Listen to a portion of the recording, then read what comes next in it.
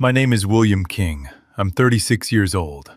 And until one Saturday evening in May, I believed something simple. Something my father taught me before I could even spell my own last name. Build quietly. Build with patience. The right things find you in their own time. That belief held for 36 years.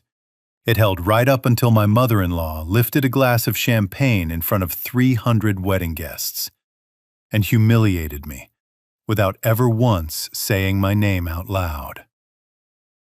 Here's the part none of them knew that night. 40 minutes before Vivian Harrington stood up to give that toast, a black Lincoln was already pulling out of a parking garage in Jackson, Mississippi, carrying a folder with my late father's handwriting across the tab. A folder worth more than every acre of land, every glass of champagne, every smug little whisper in that barn combined. $10 billion. They thought I had nothing left after my father passed. They had no idea what he'd left behind, or who he'd left it with. Before I tell you how a wedding toast turned into the worst night of my wife's life, let me take you back 3 hours, to a piece of land outside Greenwood, Mississippi, that's belonged to my family since before the interstate even had a name on it. It was the kind of May evening the Delta does better than anywhere else in the country. The heat had finally let go of the afternoon, left behind that thick, golden hour, when the light turns the cotton fields the color of caramel and the cicadas start tuning up like they've got somewhere important to be. My family's old hay barn, the one my father restored with his own 2 hands back in the 90s, had been dressed up for the occasion, string lights threaded through the rafters, long oak tables, the smell of barbecue smoke drifting in from a pit somebody had been tending since sunrise. I straightened my tie in a cracked side mirror that had been hanging on that same wall since I was a boy, and I told myself the thing I'd been telling myself for 3 months straight. Tonight wasn't about me. Tonight was about Essie's younger sister, Zora, and her wedding.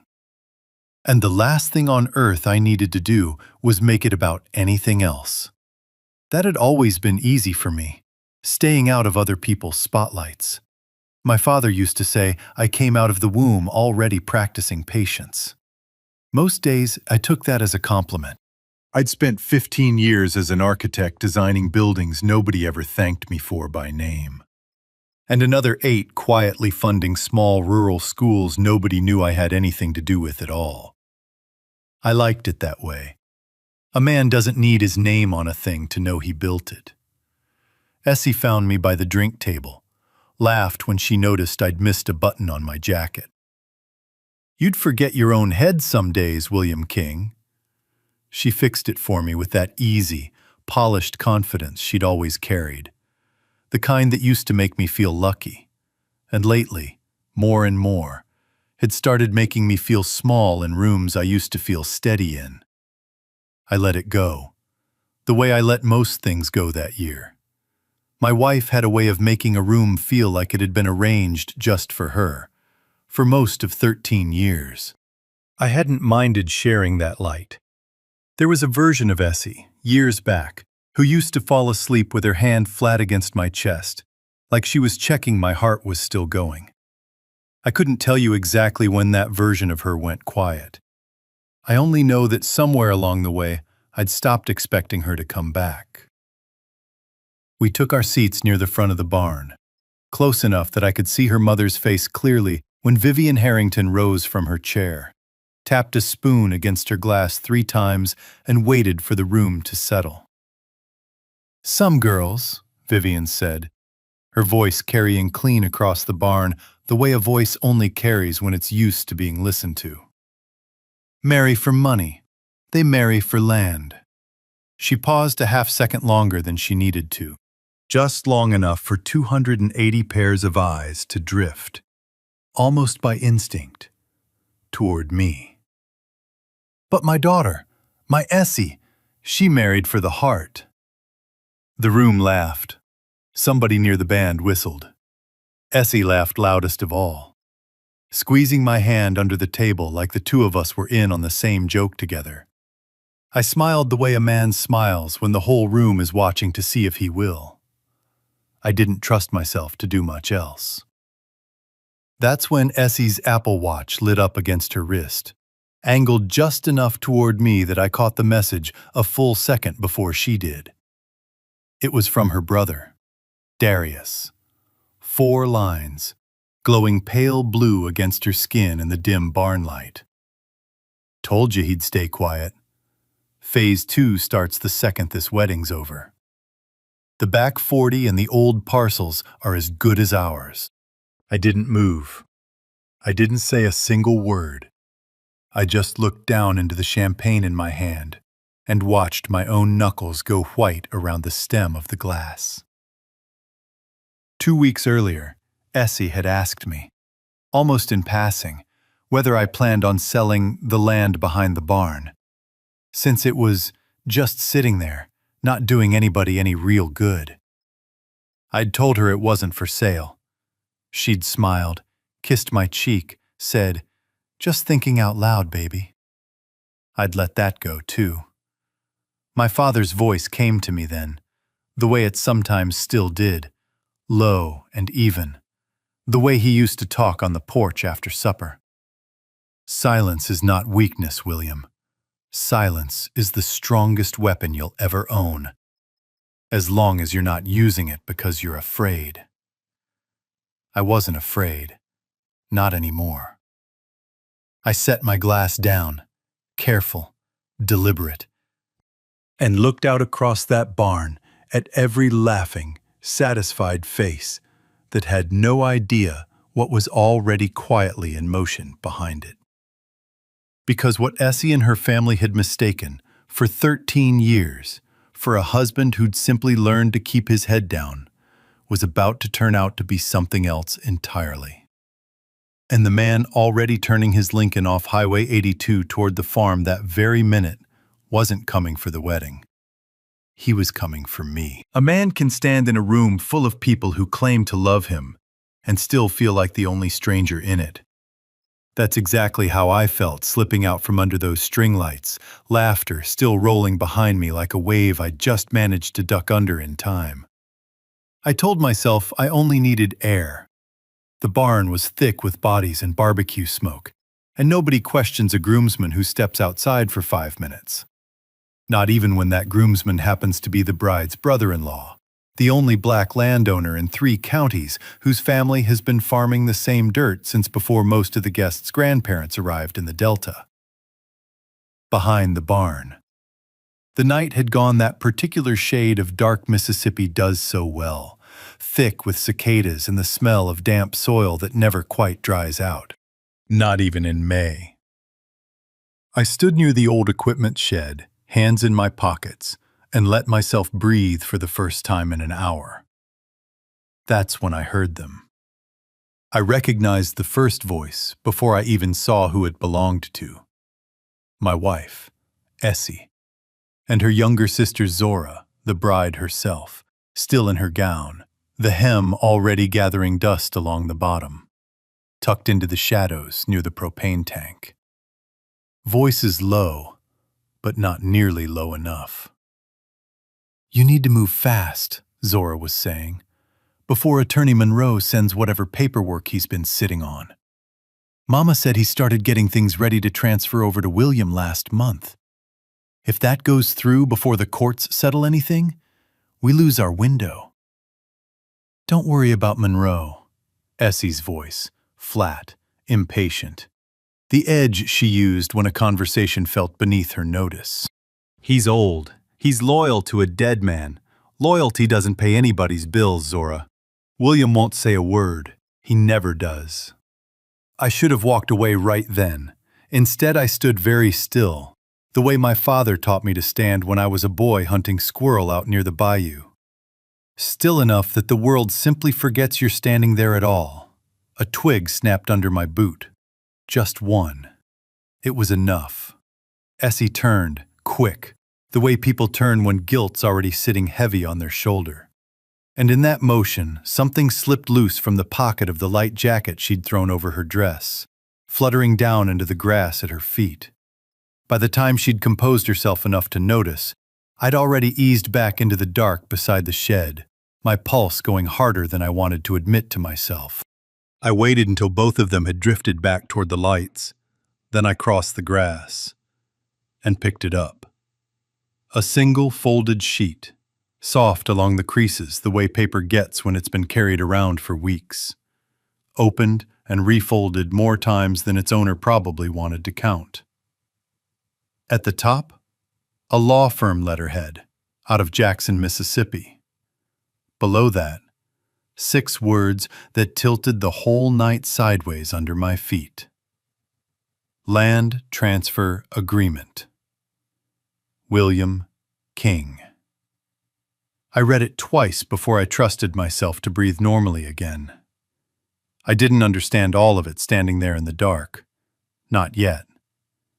But I understood enough. Somebody had been preparing legal paperwork with my name on it.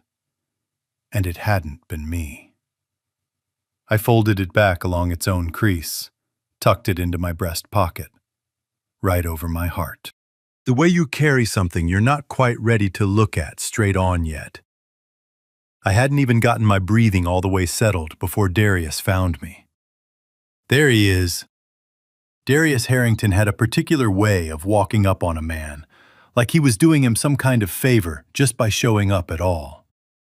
He clapped a hand on my shoulder, a little too hard, held it there a little too long.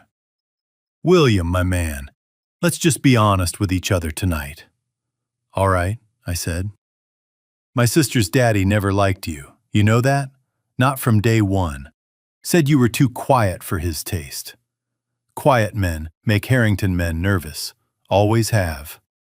He laughed at his own joke, the kind of laugh that wants company and doesn't much care whether it actually gets any. But hey, your daddy's gone now, God rest him. So what do you really have left these days? Be honest with yourself. I didn't answer. I'd learned a long time ago that some questions aren't really questions at all. They're just a man trying to hear himself talk in front of an audience of one. Darius shrugged, turned to head back toward the music, and muttered, not quite to me, not quite to himself. The way men talk when they've half convinced themselves nobody's really listening. Mama should have made him sign that power of attorney last year, while there was still a clean chance to. He walked off whistling something tuneless. I stood there with that piece of paper burning a slow hole through my jacket pocket, those 2 sentences ringing in my ears like a bell somebody had struck a little too hard. My phone buzzed against my hip. Unknown number. I almost let it ride to voicemail. Something in me said not to. Your father told me that if anything happened at this wedding, I should send this. Trust Monroe. He knows everything. I read it 3 times. Standing alone behind a barn that had belonged to my family for 3 generations, while 280 people laughed and danced not 80 feet away from me, none of them aware the ground under all of us had already started to shift. I knew that number. It belonged to Mr. Otha Reeves, a farmer out past Indianola who'd nearly lost 40 acres to a banknote 3 years back. The same 40 acres I'd quietly helped him keep, with strict instructions to my father's attorney that nobody, including Otha himself, was ever meant to learn exactly where that help had come from. If Otha had received instructions from my father, specifically for tonight, that meant my father had known something was coming. Known what, exactly, I still couldn't say. But he'd planned for it the way he planned for everything. Years ahead, quiet as a held breath. Never once tipping his hand before the moment he'd chosen for it. I reached into my pocket, not for the folded paper this time, but for the small brass key I'd carried on my key ring every single day since the morning we buried him. It didn't open anything I'd ever found. It never had. My father had pressed it into my palm 4 years before he died. His big hand wrapped clean around mine and said only this: "You hold on to this key, son. One day you'll need it to open what I locked away." I hadn't understood him then. I'd taken it for sentiment. The kind of thing older men hold on to when they feel time getting short on them. standing behind that barn, with a stranger's land paperwork in my pocket and my brother-in-law's voice still hanging thick in the humid air. Those words didn't sound like sentiment to me anymore. They sounded like a warning, set in motion years before any of us had walked into that barn. What I didn't know standing there was that the next knock on that barn door wasn't going to be another guest arriving late to the party. So let me ask you something, because I still think about it.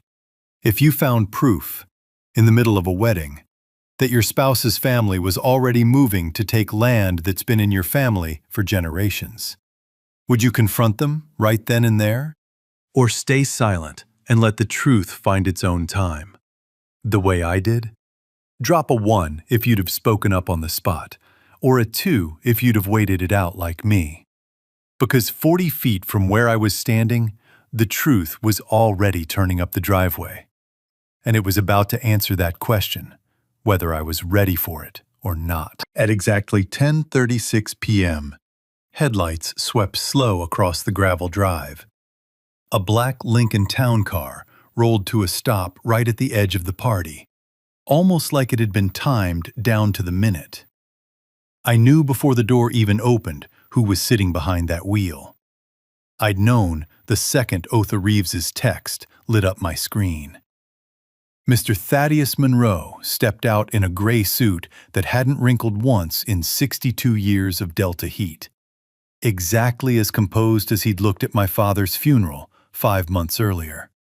Exactly as composed as the afternoon he'd taught 8-year-old me how to tie a proper Windsor knot. In the back office of his Jackson firm, while my father signed papers I was far too young to understand at the time. He didn't drift toward the music or the cake table. He came straight for me, cutting clean through the crowd like the party simply wasn't happening. Stopped close enough that only I could hear him over the band still finishing out its set. William. His voice was even, unhurried, a courtroom voice, even at a wedding. Your father gave me very specific instructions. I was to open this in front of you only after you had lived through one public moment that showed you exactly who your wife's family truly believed you to be. He told me I'd recognize it when I saw it. He glanced once, briefly, toward Vivian Harrington, still glowing faintly from her own toast 20 minutes earlier. Then back at me. I believe tonight qualifies. He opened a slim leather case, handed me a folder. The same kind of folder, I realized, that had likely been riding in that Lincoln since well before the wedding ever started, which meant my father had set this particular clock running long before any of us had even walked into that barn tonight. It was the very transfer agreement I'd already seen a copy of, the one that had slipped out of Essie's pocket behind the equipment shed less than an hour earlier. Monroe had no way of knowing that. I almost told him. I didn't. Elijah King was not simply a farmer who happened to own some good bottomland, Monroe said, low enough that the dancing nearby hadn't yet noticed anything was wrong. Your father spent 30 years quietly building something most people in this state never knew existed at all.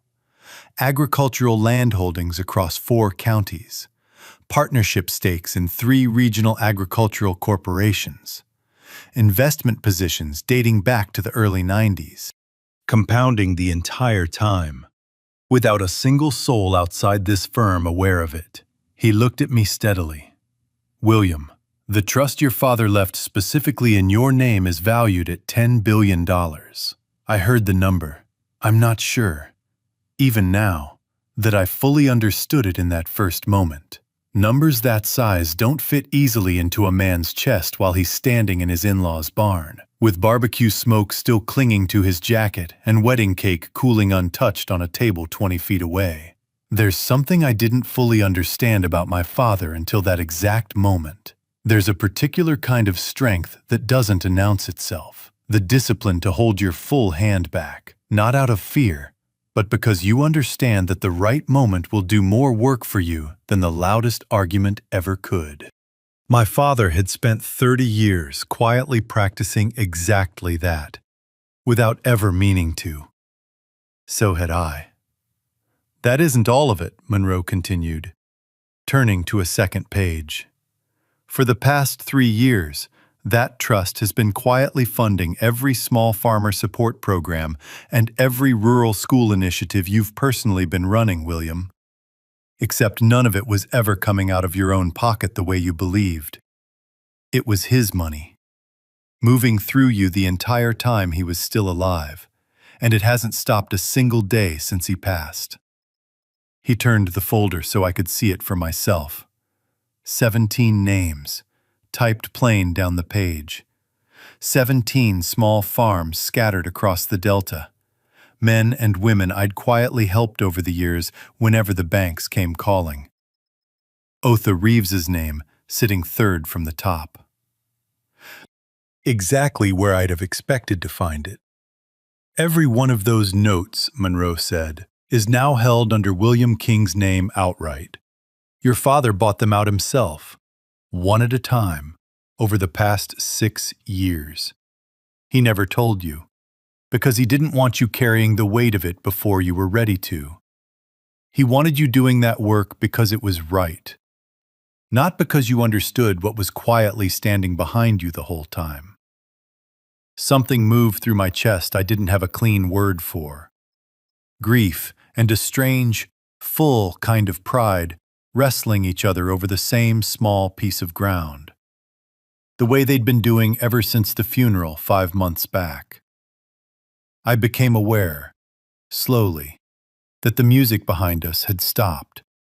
Conversation near us had gone quiet, the way it does when a room senses something is happening before it fully understands what.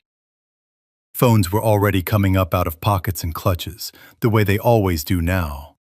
Everybody suddenly a witness, whether they meant to be one or not. My wife pushed through a knot of cousins near the cake table, her face already losing whatever color the candlelight had been giving it. The easy laugh from an hour earlier, nowhere left to be found. William, her voice cracked clean across my name. What is this? I looked at her then, really looked. The way I hadn't let myself in longer than I wanted to admit out loud. And for the first time all evening, my hand wasn't shaking around anything. I wasn't gripping a glass like a man trying to physically hold himself together. I was simply standing. Steady. The same way my father used to stand at the edge of a field he'd just decided to buy. Like the ground itself already knew exactly who it belonged to. It's exactly what it looks like, Essie, I said, somewhere behind her. I caught Vivian's smile freezing somewhere between confusion and the first flicker of fear.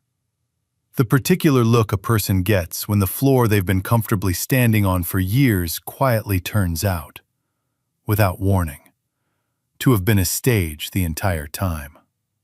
And the curtain has just gone up in front of everyone they know.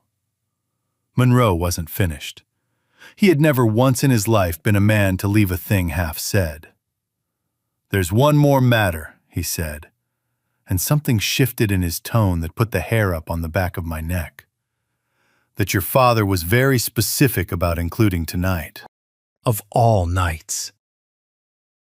I turned toward him fully, and for the first time since the Lincoln had pulled up the drive, I felt the ground move again under my feet. Like everything up to this point had only been the warning shot before the real reckoning walked all the way through the door. There's a clause in the trust, Monroe said quietly, almost gently, the way a man speaks right before he hands you something he knows will hurt you and help you in equal measure. And after what I just watched happen to you at that table tonight, William, I believe you're about to need it. Monroe set his briefcase down at the corner of the gift table, the same table still stacked high with wrapped boxes meant for a bride who, only an hour earlier, had been the happiest person standing in that barn. There's a clause in your father's trust, he said, loud enough now that he clearly intended for more than just me to catch it, stating plainly that if the heir's spouse, or her family, is found to have publicly humiliated or manipulated him during a documented period of personal grief, specifically in the months following Elijah King's death, they forfeit any standing claim against the estate, permanently and without appeal. He didn't mean the 10 billion. Essie never had any claim to that. He meant the house, the joint accounts, the parcel my father had quietly titled in both our names as a wedding gift, generous enough that neither of us had ever thought to ask why he'd done it. A murmur rolled through the crowd, the way wind moves through a wheat field, bending every head in the same direction at once. My wife's hand found my arm, fingers trembling against the fabric of my sleeve. "William, please, whatever this is, we can talk about it at home. Not here. Not like this. In front of everyone." I almost believed her. For half a second. That's the strange, stubborn thing about 9 years of marriage. Even standing in the wreckage of it, some old, tired part of a man still wants to reach back and protect what he used to have. There's a difference, I'd come to learn, between a person who wants to talk things through because they're afraid of losing you, and a person who only wants privacy because they're afraid of being seen. For 9 years, I'd mistaken the second for the first. Monroe didn't give either of us the chance to take it somewhere quieter. 5 years ago, he said, after Elijah suffered his first cardiac episode, your mother attempted to have him sign a power of attorney while he was still recovering, weak enough that he may not have fully understood everything he was putting his name to. He recovered. He never forgot it. From that point forward, he had a small camera installed in the main house. Not out of paranoia, William, out of the same patient caution that built everything you've inherited tonight. He turned a small tablet toward the gathered crowd and pressed play. The footage was grainy, time-stamped 5 years back in the corner of the frame. Shot from a high angle in the front room of the King farmhouse. A room I knew better than almost any room on this earth. My father's old reading chair, visible just at the edge of the picture. Vivian's voice came through clear. Younger by 5 years, but completely unmistakable. Talking low and fast to a 25-year-old Essie standing near the window. William is too much like his father, Vivian said on the recording. The quieter he gets, the more dangerous he is. We have to move before he turns into exactly what Elijah is. Young Essie, on the screen, nodded along. Arms crossed tight over her chest, already in on it. Already learning the long patience it would take to wait out a man for years still to come.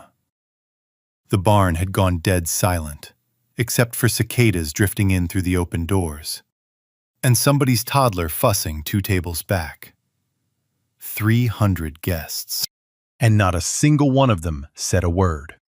What that footage showed wasn't only a mother coaching her daughter, it was something that goes deeper than strategy, triangulation, where one person quietly turns 2 others against each other, so the resentment never has to be claimed by whoever planted it in the first place. Vivian never had to call me an enemy to my face. She only had to make sure Essie did the calling for her. One small decision at a time, for 9 years. Essie's eyes went somewhere I recognized. That place a person goes when they're running the math in real time, trying to find an angle, any angle. Still working the room even as the room turned. This is ridiculous. The footage could be anything. Her voice cracked halfway through a sentence she'd already stopped believing herself. Then she went down to her knees. Right there on the dance floor. The same floor where she'd taken her first dance as a sister of the bride not 2 hours before. Sobbing into both hands. Her careful updo coming loose at the temple. Mascara already starting to track down through her composure, along with everything else. Vivian's mouth opened, and for the first time in the 9 years I'd known her, nothing at all came out of it. For a woman who'd never once been at a loss for the right toast, the right smile, the right performance for the right room, that particular silence said more than anything she could have managed to put into words. Darius backed toward the barn door, the color draining clean out of his face.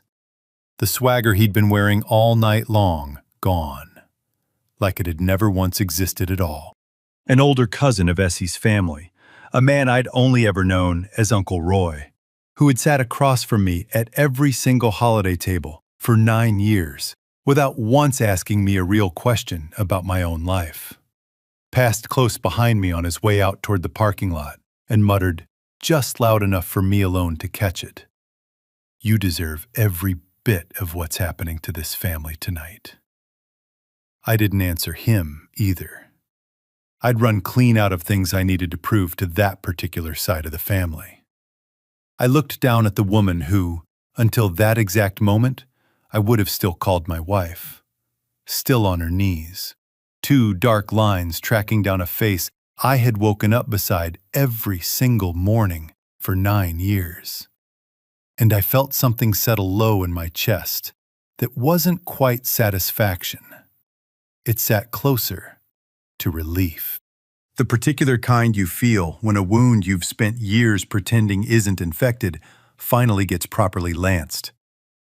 Marriage researchers have spent decades pointing to one behavior more than any other as the surest sign a relationship is already over. Not anger, not even infidelity, but contempt. Contempt means you've already decided, somewhere quiet inside yourself, that the other person doesn't deserve your respect, long before you ever decide to leave. Looking down at her, I finally understood something. The marriage hadn't ended in that barn. It had ended years before I ever got the chance to see it. "You don't need to apologize," I told her, and my own voice came out steadier than I'd expected it to. "You just need to remember that from this moment forward, you are no longer William King's wife." I turned and walked out past the string lights, past tables of half-eaten barbecue and a wedding cake nobody was going to bother finishing now.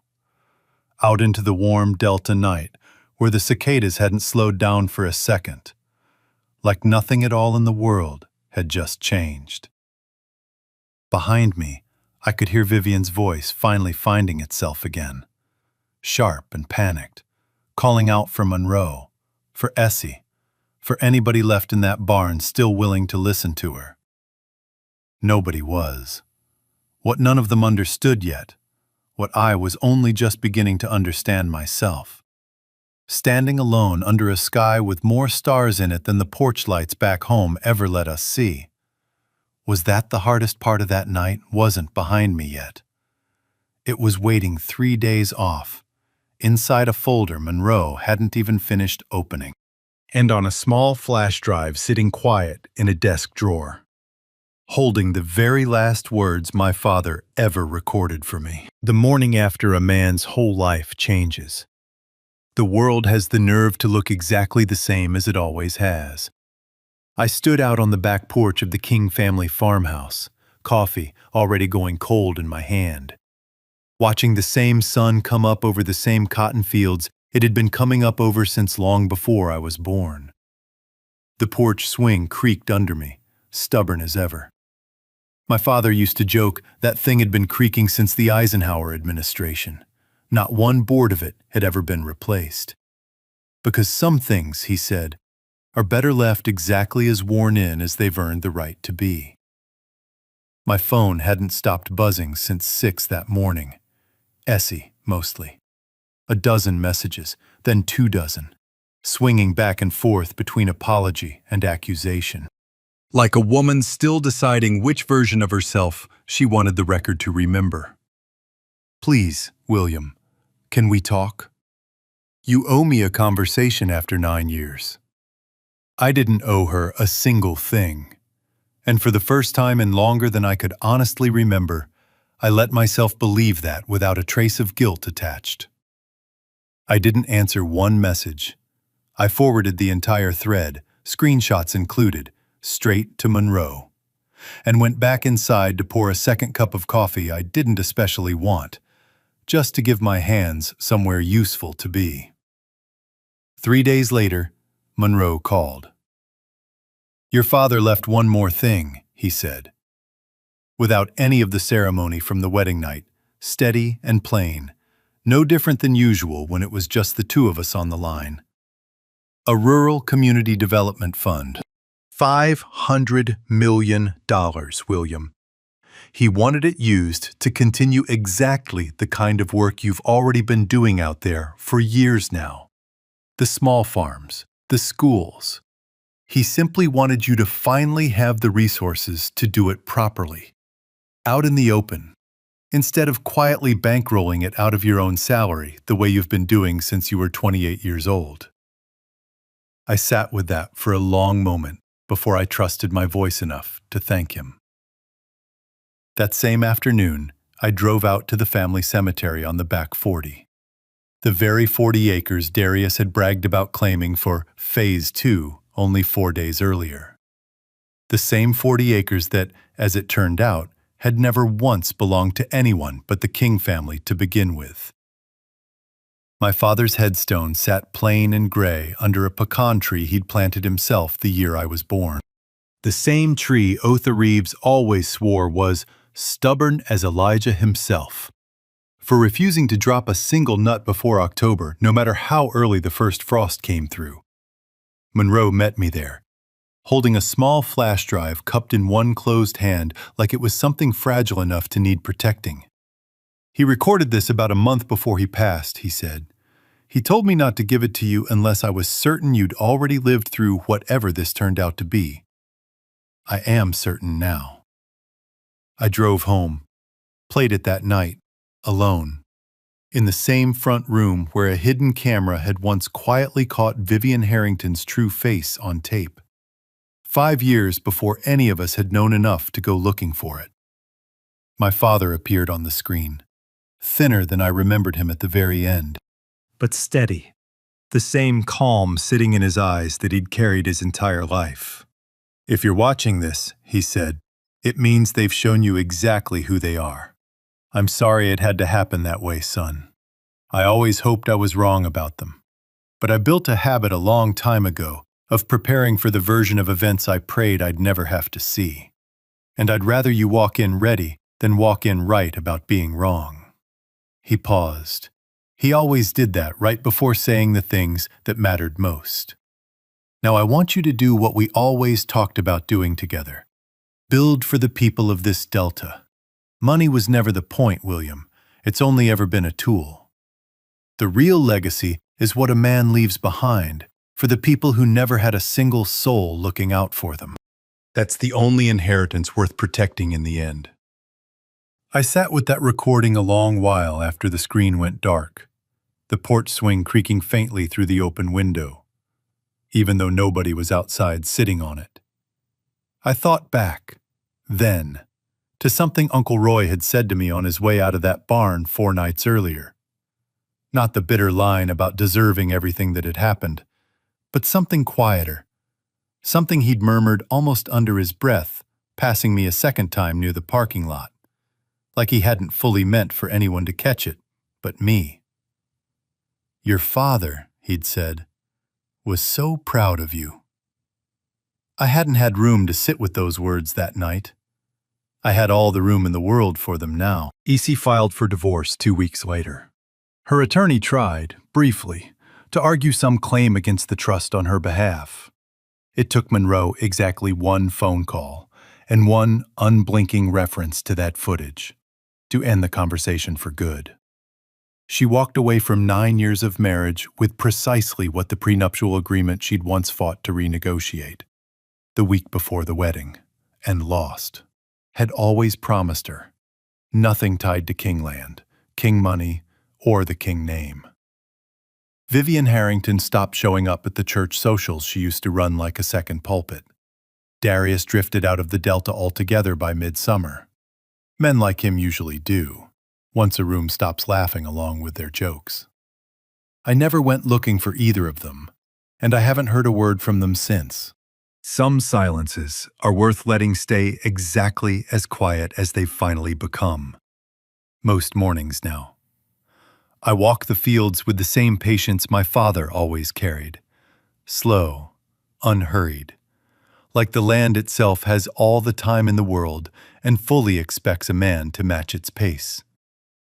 I still stop by Otha Reeves's place most weeks, mostly just to sit on his porch and argue with him about whose tomatoes come in better by August, which is a fight neither one of us has ever once managed to actually settle. Last fall, the rural school program my father had quietly funded for years finally got its own building dedicated out near Indianola. The kind of small, plain brick schoolhouse that won't make headlines anywhere outside 3 counties and was never built to. A young teacher named Naomi Calloway led the ribbon cutting that afternoon. She didn't know the full story behind who had funded the place. Not all of it. Not then. She simply shook my hand afterward and said, "Whoever built this understood exactly what these kids needed." I told her I'd pass the compliment along to the man who truly deserved it, and left it there. Some legacies don't need a name attached to them to be worth the building. I am no longer the quiet husband everyone in that barn assumed had nothing left to lose. I am William King, the last son of Elijah King, entrusted now with carrying forward a legacy that was never really about the size of the number Monroe read aloud that night. It was about everything that number was quietly built, for decades, to protect. In the closing seconds of the recording my father left behind, right after the part about legacy, right after the part about tools and inheritance, he added one final line, almost like an afterthought, the kind of thing a father says reaching for the door on his way out. "You don't have to be like me, son. You only have to do what you believe is right. This land will belong to whoever deserves it, and I trust you to know the difference." I am not silent anymore. Not because I have anything left to prove. I've simply come to understand that the quiet years were never a season I was waiting to grow out of. They were the foundation everything afterward was always going to be built on. This story reminds us that silence has never once been the same thing as weakness.